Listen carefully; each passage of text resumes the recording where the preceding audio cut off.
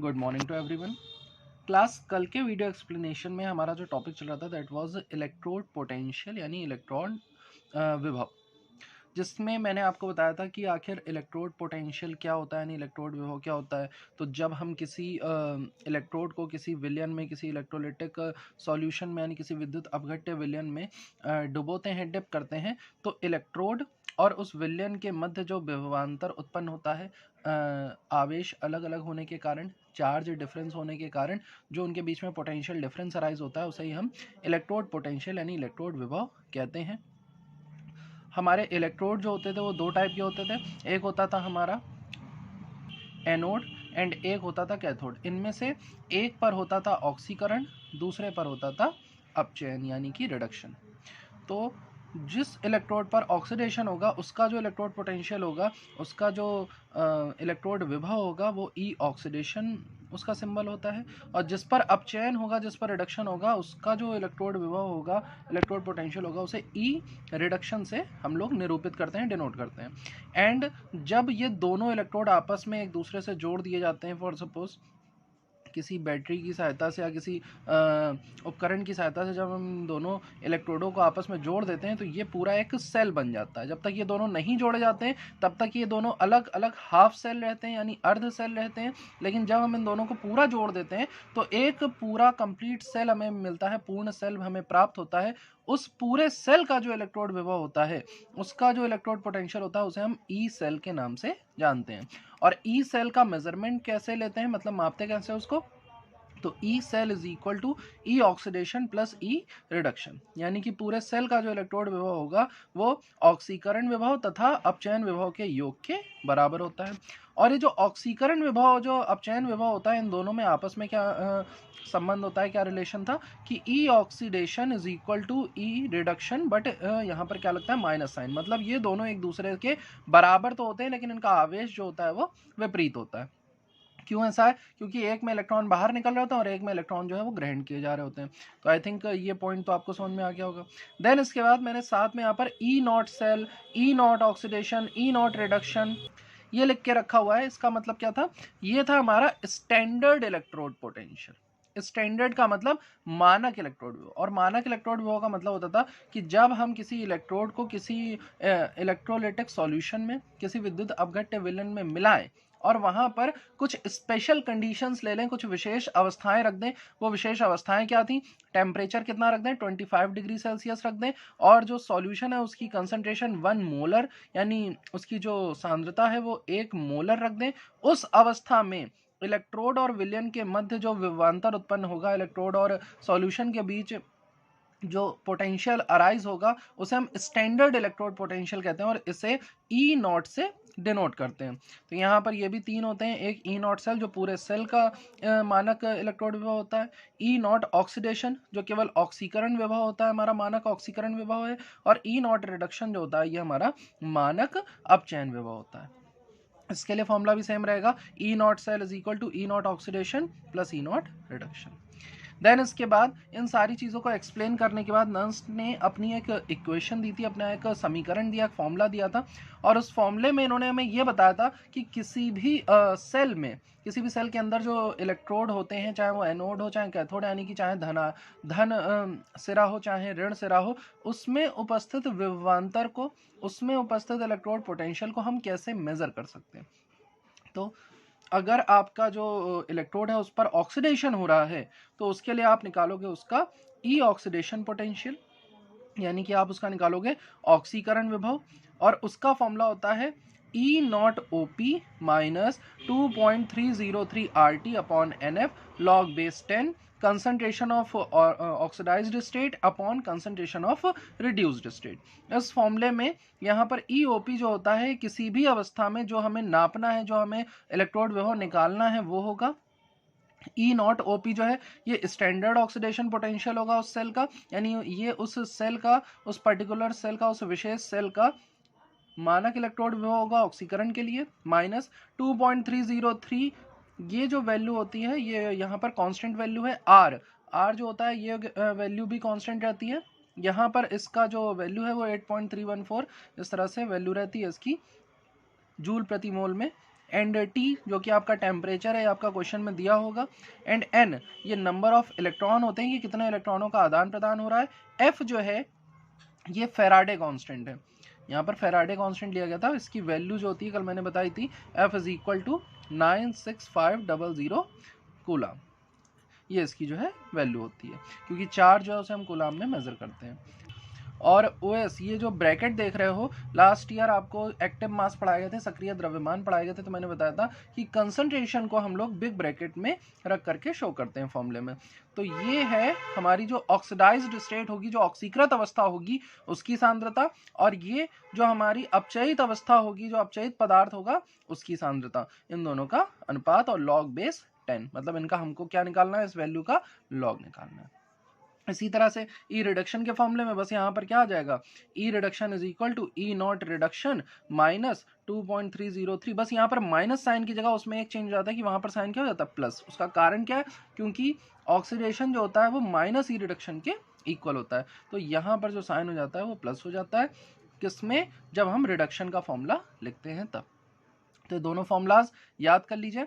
अब मैं आपको आज बताने जा रहा हूँ इसके एप्लीकेशन, ये फॉर्मूला हमें हमारे एग्जाम में इससे ये रिलेटेड क्या क्वेश्चन आते हैं। तो अगर नॉन स्टिक क्वेश्चन से रिलेटेड क्वेश्चंस आते हैं तो आपको किस तरह से ऑक्सीडेशन, किस इलेक्ट्रोड पर ऑक्सीडेशन होता है, किस पर रिडक्शन होता है, ये बताना है थोड़ा सा थ्योरी में लिखकर। स्टैंडर्ड इलेक्ट्रोड पोटेंशियल के बारे में बताना है थ्योरी में, और इलेक्ट्रोड पोटेंशियल क्या होता है इसके बारे में बताना है, और फिर इसके बाद ये फॉर्मूला इसको डिराइव कर देना, मतलब डिराइव इन द सेंस कि फॉर्मूला लिख करके इन सारे टर्म्स के बारे में आपको बता देना है कि आपकी नर्स थ्योरी से रिलेटेड आंसर होगा। देन इसके बाद अब हम आते हैं एप्लीकेशंस ऑफ दिस फॉर्मूला, कि आखिर ये जो नर्स्ट की समीकरण है, जो नर्स्ट का इक्वेशन है, इसमें इसके क्या अनुप्रयोग हैं, हमारे एग्जाम में किस तरह से क्वेश्चन आएंगे, हम अपनी डेली लाइफ में इसको किस तरह से यूज कर सकते हैं। तो ये हमारा नेक्स्ट टॉपिक है, एप्लीकेशंस ऑफ नर्स्ट इक्वेशन, यानी कि जो नर्स समीकरण है उसके अनुप्रयोग। तो इसका सबसे पहला जो एप्लीकेशन है वो है determination of EMF of cell, EMF of cell, cell का ईएमएफ निकालने के लिए, यानी कि सेल का इलेक्ट्रोमोटिव फोर्स, जिसे विद्युत वाहक बल कहा जाता है। किसी भी विलयन में अगर हमें विद्युत धारा प्रवाहित करनी है, हमें फॉर सपोज करंट पास करनी है, तो उसके लिए जो चार्ज हैं वो हमें मूव कराने पड़ेंगे, और चार्ज को मूव कराने के लिए, यानी आवेश को गति का प्रदान करने के लिए हमें क्या करना पड़ेगा, कुछ बल लगाना पड़ेगा। वही बल होता है इलेक्ट्रोमोटिव फोर्स, यानी कि विद्युत वाहक बल। जैसे फॉर सपोज एक रॉड की बात करें हम, अगर हम इलेक्ट्रिक सॉल्यूशन, इलेक्ट्रोलाइटिक सॉल्यूशन की बात ना करें, एक रॉड है, उसमें जो इलेक्ट्रॉन्स होते हैं वो एट रैंडम किसी भी डायरेक्शन में मूव करते हैं, and we have to move them in a particular direction so that electric current can flow from them. हम इसे एक निश्चित दिशा में हम इसे प्रवाहित करना चाहते हैं, जिससे कि इसमें विद्युत धारा क्या होने लगे, प्रवाहित होने लगे। तो इसके लिए हमें क्या करना पड़ेगा, इन इलेक्ट्रॉन्स पर एक फोर्स लगाना पड़ेगा, एक बल लगाना पड़ेगा, जिस फोर्स की वजह से यहाँ पर कुछ वर्क डन होगा।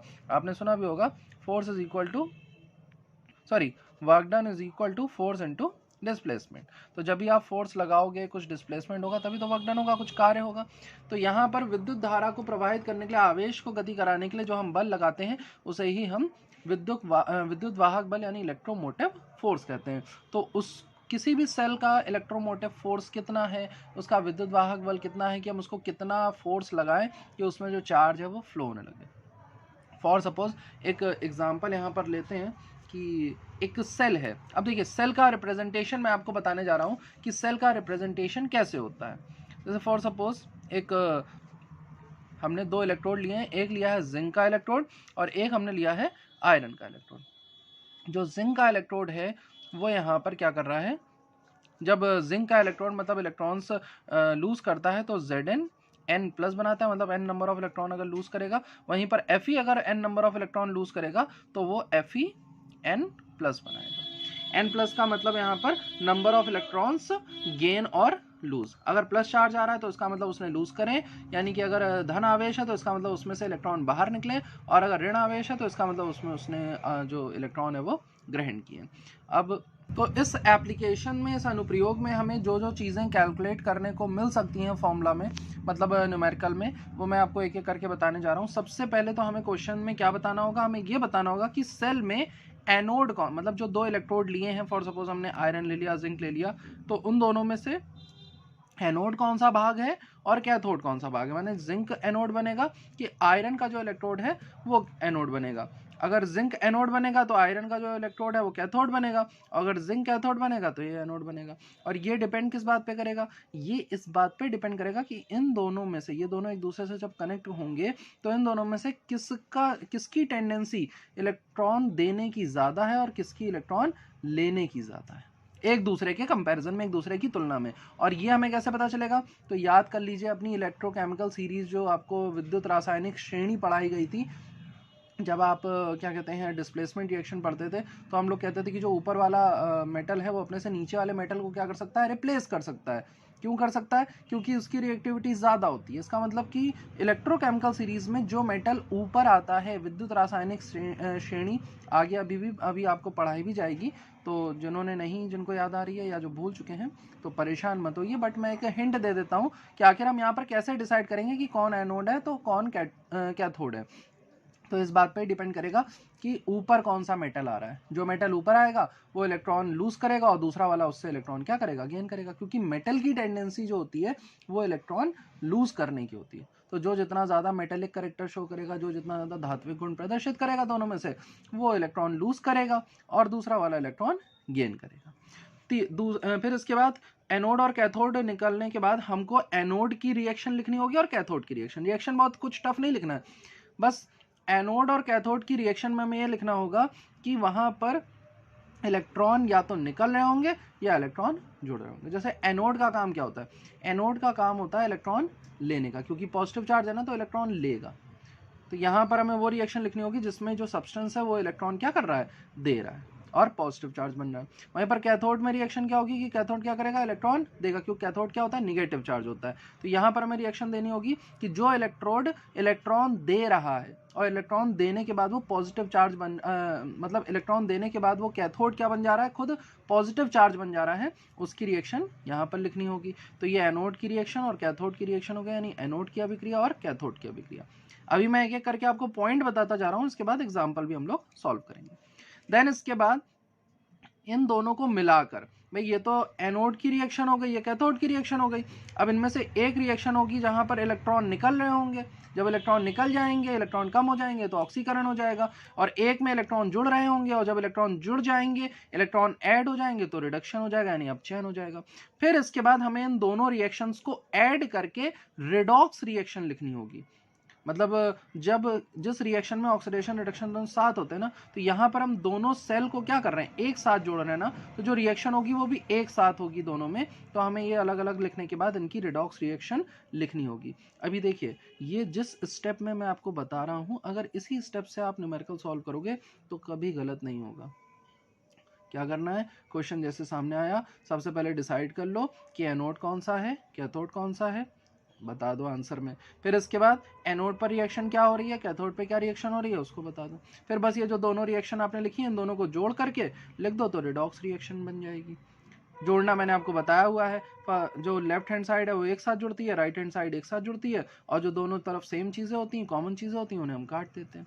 इसके बाद हमें लिखना होगा इलेक्ट्रॉन के नंबर्स, एन, जो फॉर्मूले में था ना, एन नंबर ऑफ इलेक्ट्रॉन्स की, कितने इलेक्ट्रॉन जो है वो रिएक्शन में यूज हो रहे हैं, माने कितने इलेक्ट्रॉन निकल रहे हैं, कितने एक्सेप्ट हो रहे हैं, कितने डोनेट हो रहे हैं, ये हमें फाइंड करना होगा। देन इसके बाद हम ये फाइंड करेंगे कि इलेक्ट्रॉन के फ्लो होने की डायरेक्शन क्या है, इलेक्ट्रॉन किस इलेक्ट्रोड से निकल करके किस में जा रहे हैं, मतलब जिंक से निकल के आयरन में जाएंगे कि आयरन से निकल करके जिंक में जाएंगे, ये बताना होगा। इसके बाद चार्ज किस डायरेक्शन में फ्लो करेगा, धारा किस दिशा में प्रवाहित होगी, तो ये दोनों ऑप्शनल होते हैं, ये दोनों हर न्यूमेरिकल में नहीं पूछे जाते हैं, कुछ कुछ न्यूमेरिकल्स में पूछे जाएंगे तो बताए जाएंगे। देन इसके बाद एट लास्ट हम क्या निकालेंगे, ई नॉट सेल। और ई नॉट सेल कैसे निकालते हैं, ई नॉट सेल निकालने के लिए आपको निकालना पड़ेगा ई नॉट ऑक्सीडेशन और ई नॉट रिडक्शन। ये मतलब स्टैंडर्ड होता है, तो हो सकता है आपको क्वेश्चन में दिया हो, अदरवाइज आप इसको निकाल भी सकते हो। अभी आपने एक फॉर्मूला मैंने आपको बताया था ना, E reduction is equal to E naught cell, ऐसे कुछ करके यहाँ पर फॉर्मूला मैंने भी बताया था। इसी तरह से E oxidation is equal to E naught oxidation -2.303 RT/NF। ये फॉर्मूला आपको मैंने जो बताया है, इसी फॉर्मूले से हम ई ऑक्सीडेशन, ई रिडक्शन या E naught oxidation and E naught reduction, इन दोनों में से किसी की भी वैल्यू जो है फाइंड कर सकते हैं। और एक बार जब आपने ई ऑक्सीडेशन और ई रिडक्शन निकाल लिया तो आप ई सेल निकाल सकते हो दोनों को ऐड करके, और अगर आपने ई नॉट ऑक्सीडेशन और ई नॉट रिडक्शन निकाल लिया तो इन दोनों को ऐड करके आप ई नॉट सेल निकाल सकते हो। मैं आपको फॉर्मूला एक बार दिखा देता हूं फिर से। ये देखिए, ई सेल का फॉर्मूला क्या बताया था मैंने, E oxidation plus E reduction. E naught cell का फॉर्मूला क्या बताया था, E naught oxidation plus E naught reduction. और इनको निकालने का फॉर्मूला क्या होता है, ये लिखा हुआ है। तो इस फॉर्मूले की हेल्प से ई नॉट या ई ओपी, ई ऑक्सीडेशन पोटेंशियल, मतलब नॉर्मल वाला भी निकाल सकते हो, स्टैंडर्ड वाला भी निकाल सकते हो, और इसी तरह से अपचयन के लिए निकाल लेना, दोनों को ऐड करके सेल का निकल आएगा। तो यहाँ पर जो नेक्स्ट हमें पॉइंट निकालना होगा वो होगा सेल का मानक विद्युत वाहक बल, यानी स्टैंडर्ड इलेक्ट्रोमोटिव फोर्स। जब हम सेल का electromotive force, standard electromotive force निकाल लेंगे तो देखिए, ई नॉट सेल निकालने के लिए अभी फॉर्मूला क्या बताया, E naught reduction plus E naught oxidation. तो ये जो स्टैंडर्ड वैल्यू होती है ये तो क्वेश्चन में गिवन होंगी, तो इन दोनों को ऐड करके आप सबसे पहले स्टैंडर्ड इलेक्ट्रोमोटिव फोर्स निकालोगे, यानी कि मानक विद्युत वाहक बल निकालोगे। फिर इसके बाद ई नॉट रिडक्शन और ई नॉट ऑक्सीडेशन का यूज करके आप निकालोगे ई ऑक्सीडेशन और ई रिडक्शन, जिसका फॉर्मूला अभी आपको बताया गया, नॉन इक्वेशन का जो फॉर्मूला है। और जब आप ई रिडक्शन और ई ऑक्सीडेशन निकाल लोगे, देखो नॉट और विदाउट नॉट में डिफरेंस है। नॉट माने स्टैंडर्ड और विदाउट नॉट मतलब सिर्फ ई रिडक्शन लिखा हो तो इसका मतलब ये सामान्य अपचयन विभवांतर है, आपका नॉर्मल रिडक्शन पोटेंशियल है। तो इसको आप जो है फॉर्मूले से निकाल करके ई रिडक्शन और ई ऑक्सीडेशन निकाल करके दोनों को जब ऐड करोगे तो उससे ई सेल आ जाएगा, और फिर उसके बाद सेल की रचना जो कि लास्ट में आपको बताई जाएगी। सेल की रचना में जो है बस आपको एनोड और कैथोड जो है इस तरह से, ये जैसे कि एनोड में जो रिएक्शन होगी वो दिखानी होगी, फिर ऐसे डबल लाइन बना करके फिर जो कैथोड में रिएक्शन होगी वो दिखानी होगी। तो अब इसको देख लेते हैं। जैसे हमें क्वेश्चन में दिया है कि जो जिंक है, जब जिंक से n नंबर ऑफ इलेक्ट्रॉन निकलते हैं तो जिंक पर n पॉजिटिव चार्ज आता है, और तब इसका जो स्टैंडर्ड इलेक्ट्रोड पोटेंशियल है ई नॉट जो है वो है 0.76 वोल्ट। अभी हमको ये नहीं पता है कि ऑक्सीडेशन है कि रिडक्शन है, ये सेल का हो नहीं सकता है क्योंकि ये तो सिर्फ एक इलेक्ट्रोड की बात चल रही है, ये दूसरे इलेक्ट्रोड की, दोनों हाफ सेल है। तो यहाँ पर जब n नंबर ऑफ इलेक्ट्रॉन्स निकालने होते हैं तो कितने वोल्ट का इलेक्ट्रोड पोटेंशियल चाहिए, 0.76 वोल्ट। जबकि आयरन में से n नंबर ऑफ इलेक्ट्रॉन जब निकल रहे हैं तो कितना कितना वोल्ट का पोटेंशियल चाहिए, 0.44 वोल्ट। तो अब हमें ये दो जो रिएक्शन दी हुई है, ये जो इन्फॉर्मेशन दी है क्वेश्चन में, इसके अकॉर्डिंग हमें सारी चीज़ें क्या करनी है, कैलकुलेट करनी है, जो अभी हम देख कर आ रहे हैं। अब देखिए, इन दोनों में से कौन एनोड बनेगा कौन कैथोड, ये कैसे डिसाइड होगा। सबसे पहले तो आप ये देखिए, यहाँ पर इस रिएक्शन में क्या हो रहा है, जिंक से इलेक्ट्रॉन निकल रहे हैं। जब जिंक से इलेक्ट्रॉन निकल रहे हैं तो उस कंडीशन में ये जो पोटेंशियल होगा ये हो जाएगा हमारा ऑक्सीडेशन पोटेंशियल। और यहाँ पर अगर हम देखें Fe में भी, Fe से क्या कर रहे हैं, इलेक्ट्रॉन निकल रहे हैं, और जब किसी इलेक्ट्रोड से इलेक्ट्रॉन निकलते हैं तो उसका ऑक्सीडेशन हो जाता है। तो इसका ऑक्सीडेशन हो रहा है तो उस कंडीशन में यहाँ पर जो इलेक्ट्रोड पोटेंशियल दिया होगा ये भी क्या होगा, ऑक्सीडेशन पोटेंशियल। और इसीलिए दोनों का इलेक्ट्रोड पोटेंशियल देखिए प्लस में दिया हुआ है। अब हमें क्या करना है, हमें जब ऑक्सीडेशन पोटेंशियल पता चल गया तो हमें इन दोनों की हेल्प से, मतलब इन दोनों वैल्यूज की हेल्प से इनके रिडक्शन पोटेंशियल फाइंड करेंगे। कैसे करेंगे देखिएगा, ये फॉर्मूला लिखा हुआ है, E oxidation is equal to minus E reduction. तो यहाँ पर आप लिखो E naught oxidation is equal to E naught reduction. तो अगर जिंक की बात करें, जिंक से जब Zn प्लस बन रहा है, n इलेक्ट्रॉन निकल रहा है, तो यहाँ पर ई नॉट ऑक्सीडेशन जो है वो कितना दिया है, 0.76 वोल्ट प्लस का। और इसी तरह से Fe से जब n इलेक्ट्रॉन्स जो हैं वो निकल रहे हैं, n प्लस इलेक्ट्रॉन निकल रहे हैं, तो उस कंडीशन में ई नॉट रिडक्शन कितना दिया है, plus E naught oxidation Fe का कितना दिया है, 0.44 वोल्ट। दोनों में से इलेक्ट्रॉन निकल रहे हैं इसलिए दोनों का ऑक्सीडेशन पोटेंशियल है। अब इनका रिडक्शन पोटेंशियल इस फॉर्मूले से निकालेंगे, E naught oxidation is equal to minus E naught reduction. अभी बताया था ऊपर मैंने, दोनों एक दूसरे के इक्वल होते हैं लेकिन अपोजिट होते हैं।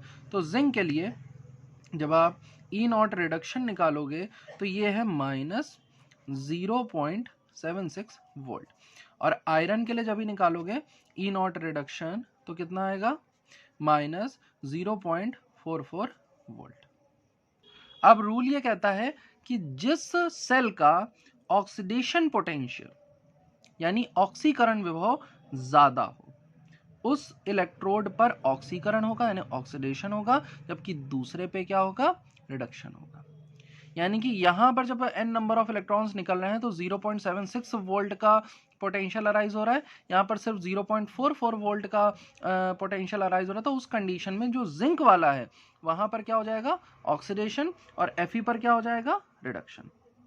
तो उस कंडीशन में एनोड वाला पार्ट कौन सा होगा, तो एनोड वाला पार्ट हो जाएगा हमारा Zn, ये हमारा एनोड बनेगा, ये क्या बन गया, एनोड बन गया।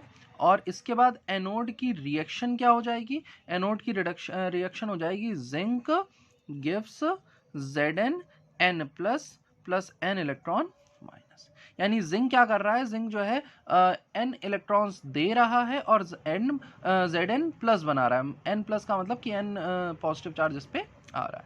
वहीं पर जब एनोड जिंक बन जाएगा तो कैथोड क्या बनेगा, कैथोड हो जाएगा हमारा आयरन। Fe क्या हो जाएगा, कैथोड हो जाएगा। अभी जब भी Fe जो है कैथोड बन रहा है तो ये क्या करेगा, ये इलेक्ट्रॉन एक्सेप्ट करेगा। तो Fe जो है यहाँ पर क्या करेगा, कैथोड Fe हो गया, और कैथोड की जो रिएक्शन है वो क्या हो जाएगी, Fe plus n electrons, then ये क्या बन जाएगा, Fe के ऊपर यहाँ पर n पॉजिटिव चार्ज होगा, और जब ये n इलेक्ट्रॉन ले लेगा तो उस कंडीशन में ये बन जाएगा Fe। माने हमें रिएक्शन को उल्टा लिख देना है, ये वाली रिएक्शन को क्या कर देना है, उल्टा करके लिख देना है, क्योंकि यहाँ पर क्या हो रहा है, रिडक्शन। ये वाली रिएक्शन कब थी, ऑक्सीडेशन के लिए थी। तो रिडक्शन के लिए मैंने क्या कहा, रिएक्शन क्या हो जाती है, उल्टी हो जाती है। रिडक्शन जो होता है ऑक्सीडेशन का ठीक उल्टा होता है ना, तो रिडक्शन के लिए रिएक्शन ठीक उल्टी हो जाएगी। ये पॉइंट यहीं पर समझते हुए चलिए कि ऑक्सीडेशन, ऑक्सीकरण दिखाने के लिए ये रिएक्शन थी कि इलेक्ट्रॉन बाहर निकल रहा है, और जब इसी में अपचयन दिखाना होगा तो बस इसी रिएक्शन को उल्टा कर दो, माने इधर से इधर की तरफ दिखा दो, पीछे की तरफ। तो क्या बनेगी reaction, Fe n plus n electron gives Fe। तो ये हो गया एनोड, ये हो गया कैथोड, ये एनोड की रिएक्शन, ये कैथोड की रिएक्शन। अब इन दोनों को क्या कर दो, ऐड कर दो। जब ये ऐड करोगे तो मैंने कहा क्या कहा कि जो LHS है LHS में ऐड कर दो, जो RHS है RHS में ऐड कर दो, जो दोनों तरफ कॉमन चीज़ है उनको कट कर दो। तो देखो यहाँ भी n इलेक्ट्रॉन, यहाँ भी n इलेक्ट्रॉन, ये दोनों कट गए। तो क्या रिएक्शन बनी, Zn plus Fe n plus gives Zn n plus Fe। ये हो जाएगी हमारी सेल रिएक्शन, यानी कि सेल की अभिक्रिया।